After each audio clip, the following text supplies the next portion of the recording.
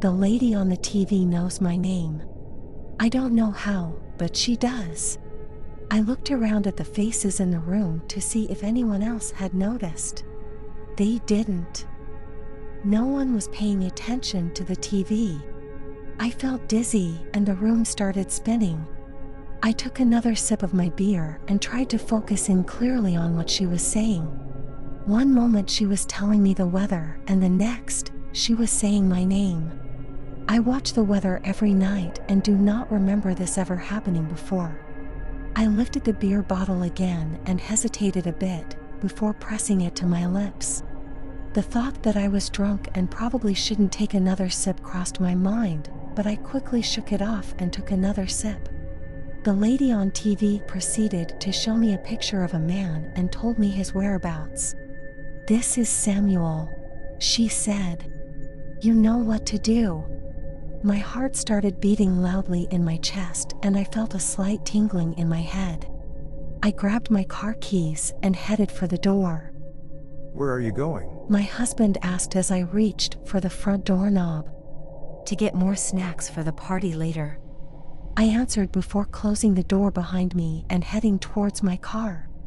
I don't remember the destination. My body was driving the car on its own. It was like I was high and I was just watching my life in the back seat, experiencing everything vicariously. I had no idea where I was going, but my body did. After 15 minutes of driving, I reached a huge house, and I got out with a bag that I got from the trunk of the car. I approached the house and went around the back towards the pool area. A man was sipping some drinks near the pool on his phone and completely oblivious to my presence. My hands moved like clockwork. Without any hesitation, I took out my backpack and took out a wire with handles attached to it. Within a flash, I was choking the man, but not enough to kill him, only enough to subdue him. Then I tied his arms and legs up and filled his mouth with a cloth to silence him. Then I took out a scalpel and started slicing his ears off. The pool water had turned red from the blood that came from the man. I didn't feel anything, no remorse, no pain, no empathy. I just witnessed everything unfold as my body did all the work, slicing his ears, then gouging his eyes out, and then finally slitting his throat. That was all I remember, as I saw the man struggling and begging for his life while I slowly plunged the scalpel in and watched as the life left his eyes. The next day I woke up in my apartment with a hangover and a bed filled with bottles. The TV was on, and the news was reporting a story of how a man was murdered in his house, just like the 5 other victims, all in the same manner with severed ears and gouged eyes. I felt sick that someone would do such horrible things to another man and tried to forget the news report and went about my day.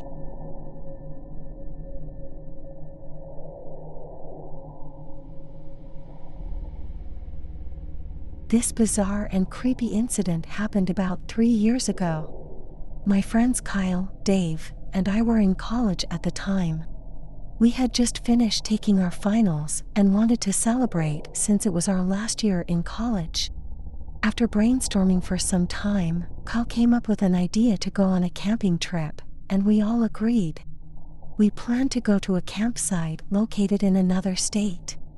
We packed some vital stuff like tents, sleeping bags, and some snacks to eat. Kyle borrowed his father's car, and we started our trip later that night after a little partying.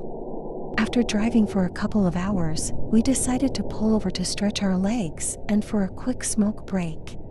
It was around 4 a.m. and pitch black, except for a sliver of light from the moon, but we could make out that we had parked near a graveyard that had a good-sized lake beside it. We were laughing and joking around until we noticed a dark figure sitting on a rock behind some trees.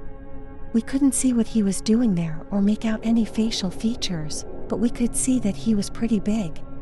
We continued to observe him for quite some time while continuing to smoke. The figure was just sitting there. I almost thought he was a statue until Dave yelled out, "Hey, buddy, everything's all right there?" It was like the energy around us suddenly changed. The figure turned to us, inhumanly, dove from the rock on all fours, and started charging at us. My friends and I panicked, threw away our smokes, ran back to the car, and locked the doors. Kyle tried desperately to get the car to start, but it was completely dead. I looked out the back window to see if it was still after us and immediately froze. There were now 3 really big figures behind us, and although I could not see their facial features, I swear I saw what looked like fangs. My fight or flight instincts took over, and I reached for the door handle to book it, but it turned out that Dave had the same idea. Before Kyle and I both knew it, Dave was out of the car and running through the cemetery with the figures close behind. Seconds later, the car started. Kyle and I spent hours driving around looking for Dave, but never found him or the figures. Even after getting the police involved, Dave was never found or heard from again. Kyle and I drifted apart months later, and I completely stopped going on road trips. From now on, I would rather explore the outdoors while watching Netflix from the safety of my living room couch.